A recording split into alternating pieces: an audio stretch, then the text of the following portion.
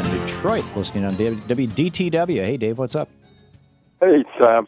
Well, nothing gets my mojo up like this topic and maybe the Ohio 2004 election. But listen, I exactly feel the way you do, that while I won't tell people that believe in that and that have looked at that they're wrong as far as the inside job. It's just that it kind of takes away from what we do know, Tom. And we do know that they were told in June and August. I think there were 6 or 7 reports in June that they called an attack imminent. Right. And in May, too, actually, according to this new article in the New York Times today by Kurt Eichmann, or Eichenwald. Kurt Eichenwald. Well, they had 50-some warnings going back to the spring, and right. The warnings. And we also had warnings from Israeli intelligence, from Russian intelligence, I believe from French intelligence. There was several other European countries involved who were warning us that they were hearing that something big was going to happen in the United States, originally in July or August, and then, originally it was apparently planned for July or August, and then they postponed it to September for reasons that we don't know.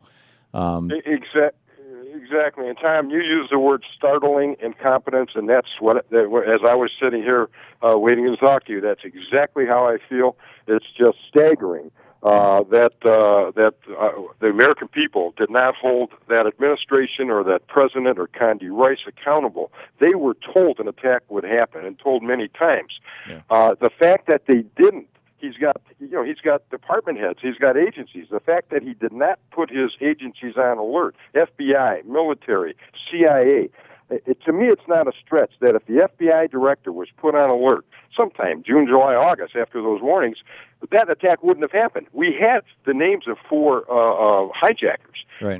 They did nothing. They did nada. They did zero. How the American people, and the fact that he got reelected, or the fact that he it was close enough he could steal it in Ohio. Let's put it that way. That's exactly correct. And to me, the real tragedy here is not the event itself; it's what happened after that. The American people were just put to sleep. 9/11 Commission was really a failure. A lot of good information came out of there, but their objective is to show balance, like it was a political game. Yeah. We had instead of really getting at the truth, well, we better blame Clinton for something. We better, It was like a tennis match. Yeah, but, there is a precedent for this in American history, and that was Pearl Harbor itself. The Republicans back in what year was Pearl Harbor? It was 41? Yeah. 41. Yeah. The Republicans at that time were warning loudly, and Rex Stout, the guy who wrote the Nero Wolfe books, published a book of speeches from the floor of the House and the Senate, mostly by Republicans, called The Illustrious Dunderheads. It's out of print, but you can still find used copies for $30-40. I own one. My father gave me one, actually, for my birthday about a decade ago. And these Republicans were claiming that FDR wanted to get us into the war because as a war president, his powers as a president would be increased, and the American people would, always stand behind the president during time of war. And that they were saying that we shouldn't go to war, that Hitler is going to confine himself to Europe, that Tojo is going to confine himself to Asia. None of that has to do with North America.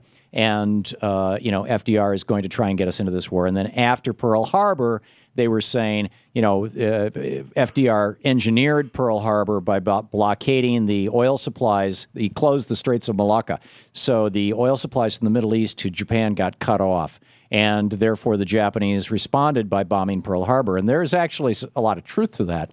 And so the Republicans were yelling that FDR basically set up Pearl Harbor, and then when it happened, pretended to be surprised and got us into World War II.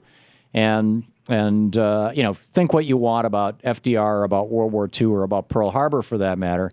I think that my point is that when America is attacked, whether it's Pearl Harbor or whether it's 9/11, the American people tend not to ask so much who screwed up, but rather, how can I help? I'm here to volunteer. I mean, look at the 9/11 responders, thousands and thousands of people who went to New York City and put their lives on the line for over a year cleaning up that site and looking for body parts and things. I mean, that's not unlike what happened after Pearl Harbor, when people like my dad volunteered to join the military and said, okay, I'm here. This is a horrible thing that's going on. Sign me up. And he ended up going to Japan. But I think that there's that sense in America of we're all in this together that is so often, the Republicans try to dismiss it, and the Democrats base their platform on it, and it's so often overlooked. Am I making sense here? Yeah, sure. Yes. Yeah. I would agree. Yes. Yeah. Okay. All right. Thanks a lot for the call, Dave. I appreciate it, and thanks for listening to WDTW.